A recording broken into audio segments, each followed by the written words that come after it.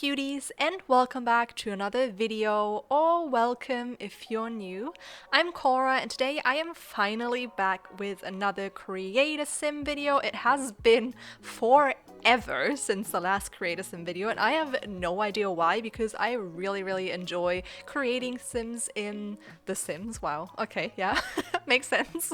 As always with these videos, I'm gonna give this sim an outfit for every category, and you can find links to all of the CC that I am using today in the description down below. Now, usually for all of my sims, I have like not super thorough backstories, but usually I have like a little bit of a backstory to them. But creating this sim, like, my mind totally blanked out, and it still is blanked out, and it's probably due to me having been constantly dizzy for a week now because of some new medication that I'm taking. And I am hoping that the doctor will tell me tomorrow that I can stop taking it, because I hate being dizzy. It's literally whenever I'm sick, I feel like dizziness and nausea, am I saying that right? I don't know. Are like two of my just enemies. They're my worst enemies. I think being nauseous is even worse than being dizzy. Like, I prefer being dizzy over being nauseous, but being dizzy still sucks. I'm gonna tell you that. It's like just horrible. I feel like I can't move. I'm constantly trying to like keep my head still and look at one position because I don't want to move my head too much. It's, you know, it's a lot. So I think I just haven't been as creative lately due to that. But you know, I thought that she had two parents that were very in love and met very early on in life, and you know, she saw that what love can be like growing up. So I think she wants the same for herself. So I think she is a romantic sim. She's also creative and clumsy, and I gave her the aspiration, I think, super parent, if I remember correctly. So yeah, I think she wants to start a family of her own anytime soon. Like, I think she wants to be a young mom and, like, you know, just really get into that while still following her creative dreams. But that's about it that I could think about, because like I said, my mind just blanked. But I love this sim. Yeah, I don't know, I say this a lot, but she definitely is one of my favorite sims, if not my favorite. I know I'm gonna say that. If not my favorite sim I have ever made. She is just so dang gorgeous. I don't know what it is about her, but you know, I adore. I think she's so cute. I also gave her the same freckles I literally give all of my sims, because I just adore them so much. I love freckles so much. I wish I had more freckles. I definitely get like 2 or 3 in the summer, but you could just mistake them for blackheads, to be honest. You know, they're like very subtle and you can't see them, but I wish you could. I also just think people with like darker hair and brighter eyes, it's just like, it's something fascinating about that. I do not have that. I have like hazel eyes and brown hair. It's like more medium to light brown, I would say, though, than dark brown. I wish I had darker hair, to be honest. I think dark brown is cuter, but it's whatever. I never actually dyed my hair. I'm such a baby with my hair. I never did anything to it, to be honest, but I have curls, and those of you who have curls will know that they're like notoriously dry, and you're just constantly trying to, you know, defrizz them. And because dyeing your hair destroys or damages your hair, I don't really feel like I should go down that route, even though I really wanted highlights for like years and years. It's super expensive though. Like, as a student, I currently don't see myself having the money to do that. I don't get how some women are super, like, I don't know, well put together with these things. You know, they go to the hairdressers frequently, they get their nails done, they get like skincare stuff done, and I'm just out here being like, how can you all afford that? You know, because when I went to school, I actually had people in my class that got all of that done and had like fake lashes like glued. I don't know, are they called fake lashes if you get them glued on, like permanent lashes? I think they last for a few months anyways. And I know that is expensive, you know, and I was always like, how can you afford that? If I would have been 16 and went to my mom, it would have been like, hey mom, so my eyelashes, she would have just been like, you are insane. No, I'm not gonna give you money to do that. Like, you know, it's just, yeah, I don't know if their moms and dads were different, or if they just earned a lot of money on the side. I have like no idea, honestly. I don't know. I also don't get how people can live with long nails. My nails are very weak. They tend to just like break as soon as they get to a certain length, and I'm very lazy with them. Like, I don't do anything with my nails. I am the worst. And I don't know how you can live, because as soon as my nails get to a certain length, it bothers me so much with my everyday chores I have to do. I just hate it so much. Like, I don't know how you would do anything, and then they always get caught on stuff, and I don't understand how so many people have these nails. And I used to hate them a lot, and I think because a lot of people now have them, I just get more used to it, and I think they look quite nice. I just couldn't see myself having like fake nails. I don't know. It's not for me, okay? Then otherwise, I have been doing a lot of reading lately. It's been a crazy time.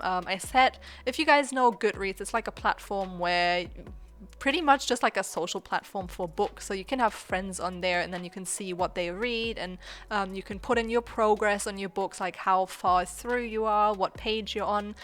You can read reviews from other people to books. You know, there's like 5-star ratings on every book, so you can see what the majority of people think about a book. You can like get books recommended. It's just, you know, like a whole platform based on books, if you've never heard of it.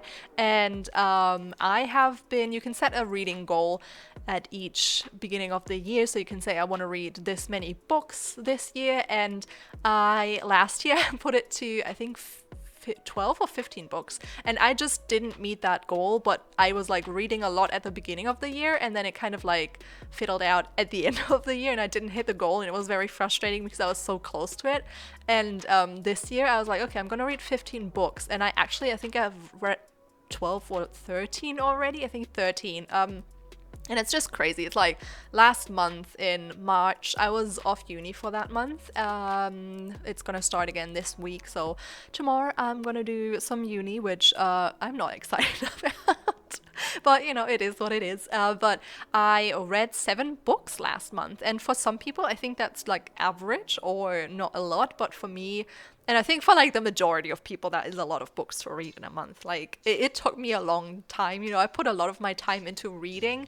I also, because of the foster cats I have right now, because of the situation, they're like trying to get friendly, but the more social cat is very, you know, into your face. Like he really, really, really wants the other cat to be his friend, and the other cat is very scared. He's just a very anxious kitten, so I can relate to that myself, being super anxious.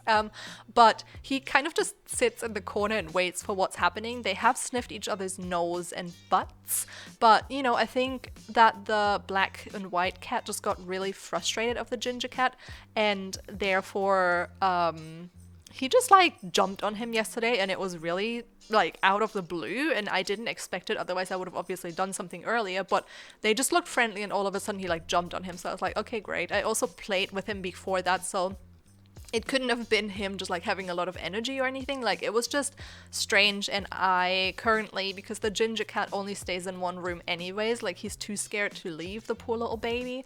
And that's why I spend hours and hours a day there. You know, I go to see him 3 times a day. So like in the morning I spend like 20 minutes with him, and then at noon and at night I spend like an hour each with him. So, you know, I'm there and like trying to just help him out a little bit. But I have been doing a lot of reading because of that, because I just sit with him and then I pet him for a little bit. I make him eat some food because he doesn't eat a lot. He usually eats at night, or when I'm there and I put food on my hand, he eats it off of my hand.